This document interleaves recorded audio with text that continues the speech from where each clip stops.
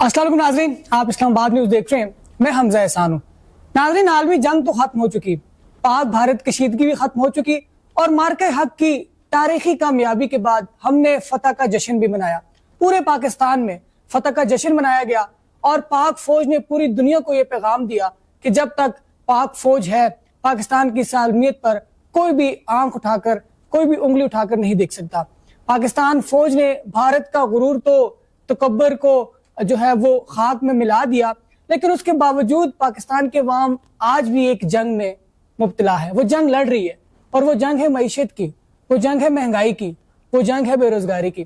तो इसलिए आज की पॉडकास्ट में हम इस पे बात करेंगे और आज की पॉडकास्ट में हमें ज्वाइन किए मेरे बहुत ही प्यारे दोस्त, माहिर मईशत है, मुस्लिम लीग नून के सीनियर रहनुमा है, सीएम पंजाब मरियम नवाज के साबिक कोऑर्डिनेटर भी हैं। मैं बात करूंगा आज के इस प्रोग्राम में स्पेसिफिकली इकोनॉमिक्स पे और कोशिश करेंगे कि हम सॉल्यूशंस की तरफ जाएं कि जो बढ़ती महंगाई है, जो पेट्रोल की कीमतों में जो गैर मामूली इजाफा देखा जा रहा है, इसकी क्या वजूहात है, इसके पीछे की कहानी क्या है, इंटरनेशनल मार्केट क्या कह रही है और इसको किस तरह हल किया जाता है। सबसे पहले अहमद भाई, बहुत शुक्रिया आपने हमें टाइम दिया। ऑब्वियसली जाहिर सी बात है, इस वक्त हम हालत जंग में ही हैं। इंटरनेशनली जंग तो खत्म हो चुकी है, लेकिन गरीब अवाम इस वक्त उनकी कमर टूट चुकी है। जो तासुर पाया जा रहा था, जो लोग समझ रहे थे कि आलमी कशीदगी की वजह से महंगाई भी बढ़ती है और इसके साथ बहुत देर तक होते हैं, अब तो कुछ कंट्रोल हमें नजर आ रहा है, स्टेबल नजर आ रहा है। ईरान और अमेरिका की कशीदगी भी खत्म हो चुकी है, पाक भारत भी अब संभल चुका वो मामला। लेकिन अब 2 दिन पहले दोबारा से 15 रुपए बढ़ाए गए, उससे पहले भी कुछ कीमतें बढ़ी। अब ये पेट्रोल की कीमतों में हाइक, इसकी क्या वजह देखते हैं अमल में? हमजा, सबसे पहले बहुत शुक्रिया, आपने मुझे दोबारा अपने पॉडकास्ट में लिया। यकीनन मैं आपका चैनल देखता हूँ, इस्लामाबाद न्यूज़, आप बहुत अच्छा कंटेंट कर रहे हैं, इस्लामाबाद के डिफरेंट जो इश्यूज हैं उनको उजागर कर रहे हैं। थैंक यू और wish you best of luck. और दूसरा, आपके सवाल का जो आपने किया महंगाई के हवाले से, स्पेसिफिकली पेट्रोल प्राइसेस के हवाले से, इसके पीछे ना पस मंज़र आपको देखना पड़ेगा। तकरीबन ये जंग से पहले जो इंटरनेशनल प्राइस है जो पर बैरल थी, वो प्रिवेल कर थी $50-60 के दरमियान, जो कि नॉर्मल पाकिस्तान, दुनिया कोई भी मुल्क भी जो प्रिक्योर करता है पेट्रोल, वो इसी प्राइस के अगेंस्ट ही करता है। लेकिन इस जंग के बाद जो एकदम ऑल ऑफ सडन देखा आपने कि प्राइसेस जो बढ़ गई, जिसका वजह ये थी कि आपको जो इब्न होर्मुज़ है वहाँ पर 20% इंटरनेशनल ट्रेड का जो ऑयल है यहाँ से ट्रेड होता है। ठीक है। जंग के बाद ईरान अमेरिका की कशीदगी के बाद, बंदिश के बाद, तो डिमांड सप्लाई में फ़र्क आ गया और जो प्राइस कंसिस्टेंट है ये 100 से 120 के दरमियान प्रिवेल कर रही है। और एक वक्त वो भी था जब 149 भी इसने टच किया। तो पाकिस्तान जो कि अंडर डेवलप कंट्री है और अपनी जो ज़रूरियात हैं वो 85% पेट्रोल इंपोर्ट करता है, तो इसको डिपेंडेंट होना पड़ता है इंटरनेशनल प्राइस पे, जिसकी वजह से इसके समरात डायरेक्टली पाकिस्तान की मैशत पर पड़े। और अनफॉर्चुनेटली पाकिस्तान के रिजर्व भी जो पेट्रोल के हैं ना, वो कोई 10-15 दिन के हैं, 2 हफ्तों की। यस। तो वो उसमें भी पाकिस्तान अगर चाहे भी, तो रियासत चाहे भी, तो वो इसके समरात जो है आवाम तक नहीं पहुँचा सकता। तो बस इसी वजह से ही जो इंटरनेशनल जो 40-50% इंक्रीज हुआ है, जिसकी वजह से गवर्नमेंट ऑफ पाकिस्तान को भी हार्ड स्टेप लेना पड़ा। अमल भाई, ईरान और अमेरिका की जो वार थी वो अब थम चुकी है, वो स्टेबल हो चुकी है, 10 दिन से ऊपर का टाइम हो गया, अब इस तरह के हमें गैर मामूली वाकयात नजर नहीं आ रहे। लेकिन पेट्रोल की प्राइस तो अभी 2 दिन पहले बढ़ी है और एक वफाकी वजीर से भी हमने उनकी स्टेटमेंट देखी है, वो ये कह रहे थे कि अभी जो हमने पेट्रोल की कीमत को इंक्रीज किया है, ये इंटरनेशनल मार्केट के साथ लेना देना कोई नहीं है, ये हम लेवी की मद में या टैक्स इकट्ठा करने की मद में कर रहे हैं, क्योंकि हमने ज़ाहिर IMF के प्रोग्राम में भी हैं, तो उस मद में हम ये इंक्रीज कर रहे हैं। तो क्या टैक्स का सारा बोझ करीब अवाम उठाएगी? सर, जो आपने सवाल किया कि जो करंट आई थिंक जो प्राइस जो अभी रिसेंटली बढ़ी प्राइस की बात कर रहे हैं, तो इसमें सर एक जो सबसे बड़ी बात है ना कि आपको ये भी देखना पड़ेगा कि आप IMF के प्रोग्राम में हैं। आपके जितने भी बजट बनते हैं, जितनी भी पॉलिसीज आपकी बनती हैं, वो IMF के साथ कंसेंट के साथ बनती हैं। और जो मेरी इंफॉर्मेशन के मुताबिक जो पाकिस्तान ने IMF के साथ जो 1 साल का एग्रीमेंट किया था कि 1400 अरब रुपए, पाकिस्तानी रुपए इन्होंने लेवी की मद में जो है इन्होंने इकट्ठा करना था। तो आई थिंक उसमें बजट आ रहा है, माइट भी शॉर्टफॉल हो, जिसको ओवरकम करने के लिए गवर्नमेंट ने ये स्टेप लिया। लेकिन बिल्कुल सही बात है कि मैं समझता हूँ कि हुकूमत पाकिस्तान को गरीब अवाम पे को सपोर्ट करना चाहिए। बहुत से स्टेप्स होते हैं गवर्नमेंट को, पेट्रोल को आप जो आपके डेवलपमेंट प्रोजेक्ट्स होते हैं उनको कट ऑफ करके अवाम को रिलीफ देना चाहिए। अभी जो बड़ी है प्राइस, यकीनन ये बहुत ज़्यादा है, इसको थोड़ा सा गवर्नमेंट को भी देखना चाहिए। तो आप समझते हैं भाई कि एक साल के अंदर ये 1400 अरब जो है ये लेवी इकट्ठी कर पाएंगे, मतलब या मजीद पेट्रोल? मैं बता रहा हूँ, ये 1400 अरब इस साल में इन्होंने देना था। टोटल जो एग्रीमेंट था ना, अभी बजट आ रहा है तो तकरीबन पाकिस्तान ने 1200 अरब डॉलर इकट्ठा कर चुके हैं।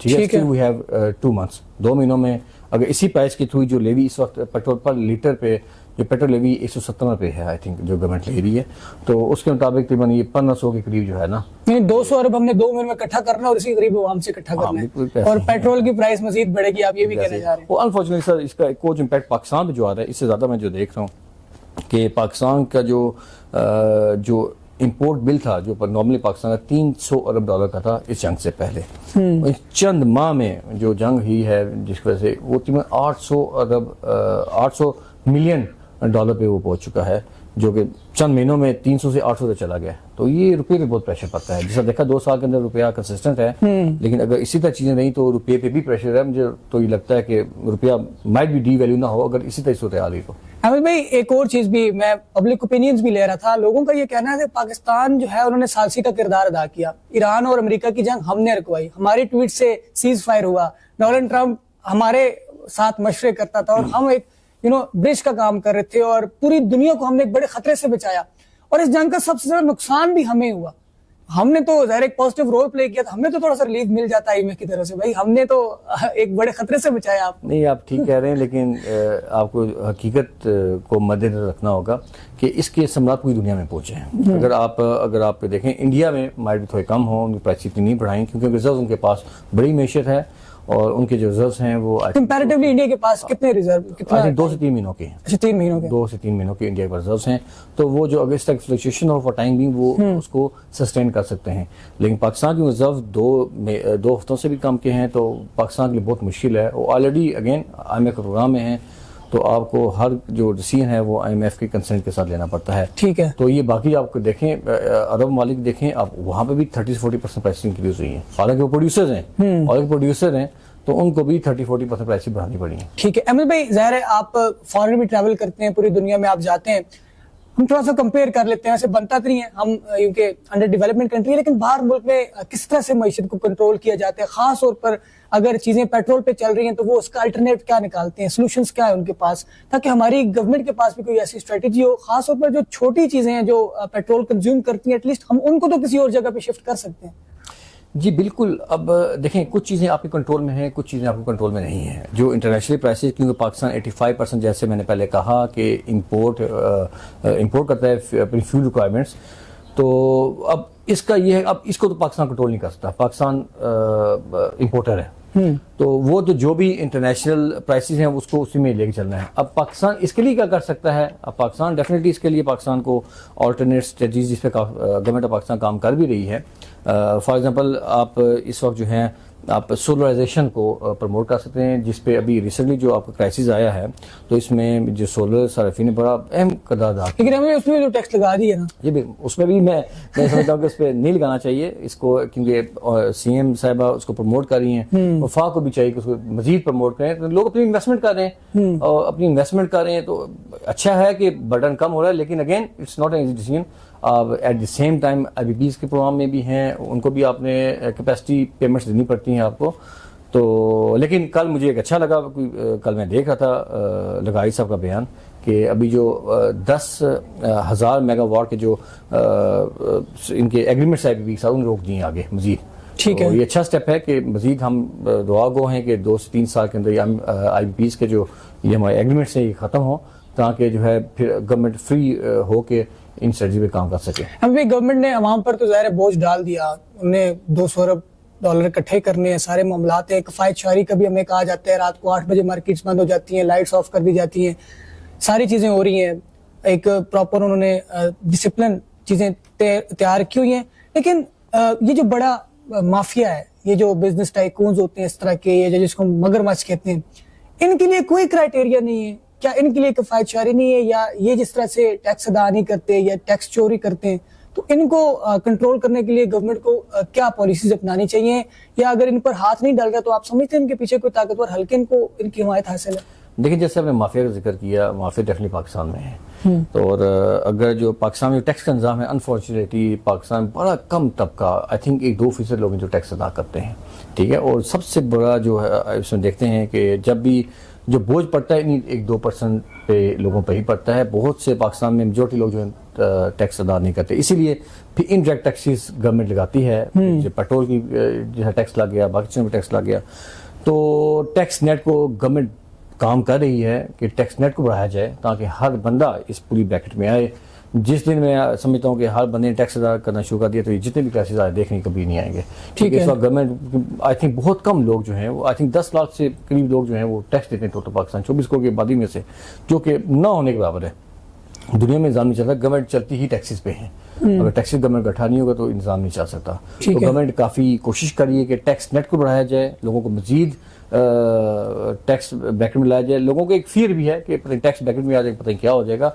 और लेकिन गवर्नमेंट इस पर काफ़ी ईज करने की कोशिश कर रही है कि लोगों को इंसेंटिवाइज किया जाए कि आप टैक्स नेट में हैं, इसमें उनका फायदा है। गवर्नमेंट को खुद भी कुछ इकदाम करने चाहिए, खास तौर पर बेजा ट्रैवल्स होते हैं, इस तरह के प्रोटोकॉल्स, इस तरह की चीजों को भी कंट्रोल करना चाहिए, ताकि लोगों को लगे कि यार अगर नेचुरली इस चीज पे हम आए हुए हैं, हमने IMF को भी देने चीजें, और इसमें इसका बहरान है, इसके बावजूद कोई हल है भी नहीं हमारे पास, क्योंकि मेंटली तौर पर तो आपने लोगों को तैयार कर दिया कि भाई आप तैयार हो जाए क्योंकि आपने बोझ उठाना है। तो गवर्नमेंट को खुद भी इस तरह के इकदाम करने चाहिए ताकि लोग जो है वो इस मुश्किल को, इस चैलेंज को समझ सकें, क्योंकि वहां पर जब हम देख रहे होते हैं तो वहां पर उनके प्रोटोकॉल, उनकी सारी चीजें वो सेम एज जिस तरह पहले थी वैसी ही चल रही होती है।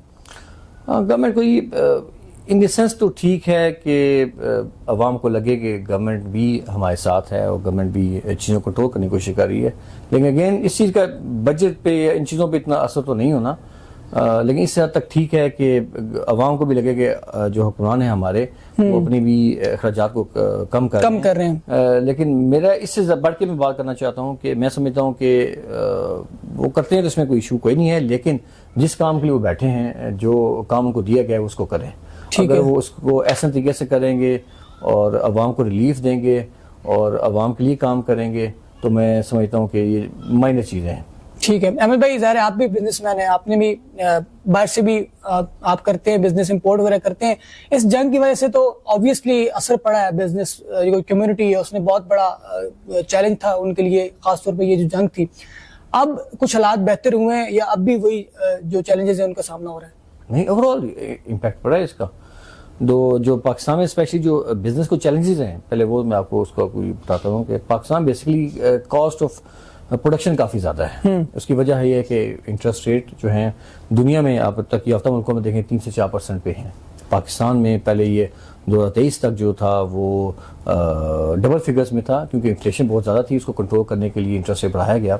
तो अभी अभी 11.5 पे अभी 1% मजीद बढ़ा है, वो भी इस वजह से कि रुपये पे प्रेशर था। अभी जो रिसेंटली पेट्रोल प्राइसेस बढ़ी हैं, हालांकि गवर्नमेंट ने कहा था कि इसको सिंगल लीटर लेके आएंगे, लेकिन ये जंग के बाद क्योंकि प्राइस हाइक हुई है तो उसकी वजह से इंटरेस्ट रेट 1% बढ़ाना पड़ा।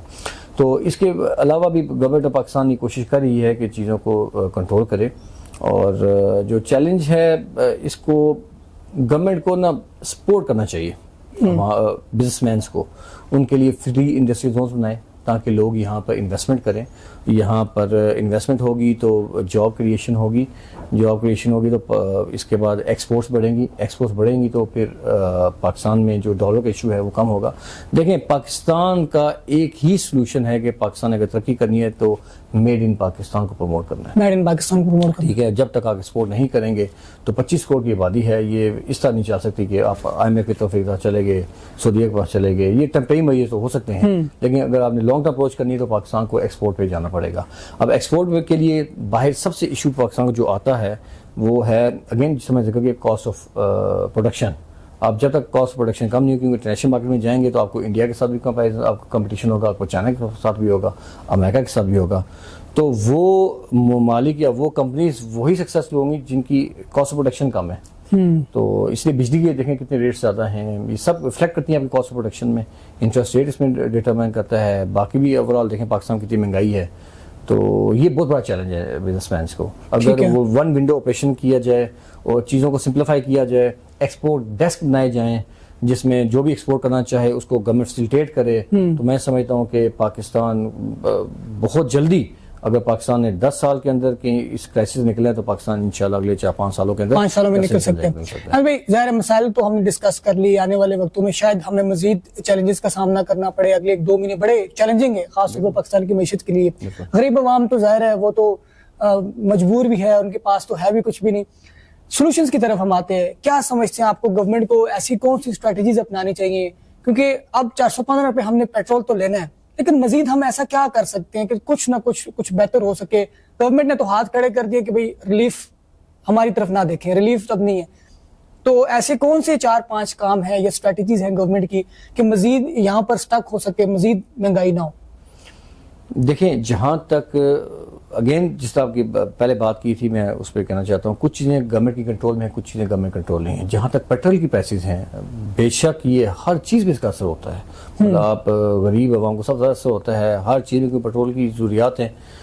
तो उसको ओवरकम करने के लिए सर गवर्नमेंट जो कर सकती है, प्राइसेस तो जो इंटरनेशनल मार्केट में वही पाकिस्तान के कर सकते हैं, लेकिन गवर्नमेंट जो फिल फोर करना चाहिए कि आइंदा फ्यूचर में कि इन चीज़ों को ओवरकम किया जा सके, कि इसमें इलेक्ट्रिक व्हीकल्स को प्रमोट करें, तो ताकि पेट्रोल पे इन्हासार, क्योंकि पाकिस्तान के बिल, इंपोर्ट बिल इसी पे आता है। पाकिस्तान के 2 बिल्स हैं जो पाकिस्तान के को असर करते हैं, एक तो पेट्रोल की जो इंपोर्ट करता है, दूसरा IMF को जो पाकिस्तान पेमेंट करता है हर साल इंटरेस्ट। ये दोनों जो हैं पाकिस्तान मेजर पेमेंट्स होती हैं। तो इसको कंट्रोल करने के लिए जो पेट्रोल की हैं, इसमें आप सबसे बड़ा जो रिजर्व है पाकिस्तान के जो कि दोस्तों के हैं, इसको बढ़ाने की कोशिश करें। ऑल्दो ये काफी कैसे बढ़ेंगे रिजर्व? इसमें काफी ज्यादा इन्वेस्टमेंट चाहिए, काफी ज्यादा पेमेंट चाहिए, वो तो फिलहाल तो नहीं, लेकिन आस्ता आस्ता इस पे फोकस करें ताकि अगले 5-6 साल के अंदर या 3 साल के अंदर इसको बढ़ाया जाए। और मेरे ख्याल में मुशर्रफ का जो दौर था वो आइडियल दौर था, उसी तरफ में आता है उसमें अगर मुशर्रफ चाहते तो उस वक्त पाकिस्तान वसाइल भी थे, पाकिस्तान का भी सकता था। वो स्टेट की यहाँ पे आप नेग्लिजेंस कह लें या उस वक्त ये 78 सालों में किसी भी हुक्मरान ने या किसी भी पार्टी ने इस चीज के बारे में नहीं सोचा कि ज़ाहिर उस टाइम तो हम IMF के प्रोग्राम उस तरह से नहीं थे ना, ज़ाहिर शुरू में तो चीजें ठीक थी। तो उस टाइम से लेके आज तक 78 साल बाद हमारे पास 2 हफ्तों की रिजर्व पाए। सर बिल्कुल ये बहुत बड़ी नेग्लिजेंस है। और एक और बात, एक तो ये कह रहे हैं, दूसरी मैं आपको डैम्स के कह रहा हूँ। ये तरबेला डैम, मंगला डैम कब के बने हुए हैं, इसके बाद पाकिस्तान ने किसी डैम पे फोकस नहीं किया। ये फ्यूचर स्ट्रेटजी होती हैं। इस पर मैं एंड पे आना चाहता कि एक ऐसी स्ट्रेटजीज बनाएं, सियासत तो जिस पार्टी का करते हैं, लेकिन एक माशी तौर पर एक ऐसा स्टेट प्लान बनाए जिसमें तमाम स्टेक होल्डर्स इकट्ठे हों, जो कि 10, 15, 20 सालों का बनाए। ये सियासत जिस मर्जी तरीके चलती रहे, लेकिन जहां तक मेशर की बात है, नहीं, ये स्ट्रेटजी चेंज नहीं होनी चाहिए। ये चेंज होनी चाहिए। ठीक है, एक स्टेट पॉलिसी बनाए, उसको लेके चलें, तो फिर जो है इस तक इश्यूज जो हैं वो कम नहीं है। अब देखें, हुकूमत जाती है तो अपनी नई पॉलिसी लेके आती है, फिर 3 साल हुकूमत आती है, अपनी उसी पे तो वोट लेते हैं ना। स्ट्रेटजी अगर गवर्नमेंट की सेम रहेगी तो फिर वोट किस बुनियाद पे देंगे हम? अब ठीक है, ये जो सवाल है इसमें जो पाकिस्तानी सियासत इसी तरह ही है, लेकिन आखिरकार 2500 करोड़ अवाम जो है इसका भी ख्याल करना है। और इनके मतलब जो मसाइल हैं आपके सामने, और ये कितने मेजर इश्यूज हैं जिनको आज तक एड्रेस नहीं किया गया, जिनमें डैम्स बनने चाहिए प्रॉपर। अभी छोटे डैम्स पे काफ़ी काम हो रहा है, मुख्तलिफ जगहों पे छोटे छोटे डैम्स जो पाकिस्तान के इस वक्त हैं इसमें कर रहे हैं। तो वही बात, सियासत की नज़र हर चीज़ हो जाती है। कलाबाग डैम बहुत बड़ी अपॉर्चुनिटी थी, अगर वो बन जाता तो ये आज आपकी बिजली जो है हम इतनी महंगी है, ये 3-4 रुपए की इसकी कॉस्ट थी सिर्फ कालाबाग डैम बनने की, वो सियासत की नजर हो गया। जाती मफाद को मफाद के ऊपर आ जाता है। आइडियल वो जगह है डैम के लिए, उसमें कोई असर करना ही नहीं है, क्योंकि वो सियासत की नजर हो गया कालाबाग डैम भी। तो मैं समझता हूँ कि स्टेट को इस पे कालाबाग डैम पे भी सोचना चाहिए कि अगर ये बन जाए तो पाकिस्तान के लिए बहुत बेहतर है। ठीक है, पंजाब की बात नहीं, ये सिंध की बात नहीं है, ये पाकिस्तान की बात है। अहमद भाई, वो एक शेर है ना कि अफराद के हाथों में अक़वाम की तकदीर, हर फर्द है मिल्लत के मुकद्दर का सितारा। हमने गवर्नमेंट को भी टारगेट कर लिया, हमने पॉलिसीज को भी बुरा भला कह दिया। बीइंग अ पाकिस्तानी, मेरी, आपकी और हमारे देखने वालों की क्या जिम्मेदारी है, हमें क्या करना चाहिए बीइंग अ पाकिस्तानी, हम ऐसे कौन कौन से काम करें। मैं मिसाल इसकी इस तरह दूंगा कि ज़ाहिर गवर्नमेंट ने किफ़ायत शहरी मुहिम का आगाज़ किया, 3 दिन यानी फ्राइडे, सैटरडे एंड संडे उन्होंने हॉलीडेज का ऐलान किया कि शायद कुछ बचा सके, हम बिजली बचा सकें, पेट्रोल बचा सके। लेकिन हम तो घूमने निकल जाते हैं इन 3 दिनों में भी अपनी फैमिली को लेके और एंजॉय करते हैं। तो बीइंग अ सिटीजन हमारी नाजरीन के लिए भी एक पैगाम दें कि हमें क्या करना चाहिए, क्योंकि आगे हालात तो मुश्किल हैं, क्योंकि हमारे पास कोई और रास्ता नहीं है। तो गवर्नमेंट को तो हमने देख लिया, मैसेज दें आवाम को। सर, अवाम यही है कि पेट्रोल की बचत करें, गैर ज़रूरी बाहर ना निकलें, और अगर जहाँ पर किसी एक फ़र्द ने जाना है, ट्रैवल करना है, कोशिश करें कि सब ट्रैवल करें और फ्यूल को बचाएं। और मैं उम्मीद करता हूँ कि इंशाल्लाह, उम्मीद है कि जल्द ही ये ईरान और अमेरिका जो मामला है ये हल हो जाएगा, और फिर दोबारा इंशाल्लाह ये जब मामला बेहतर होंगे तो प्राइसेस वी आर होपफुल, क्योंकि इंटरनेशनल मार्केट इस पर ज़्यादा सही बर्दाश्त नहीं कर सकेगी।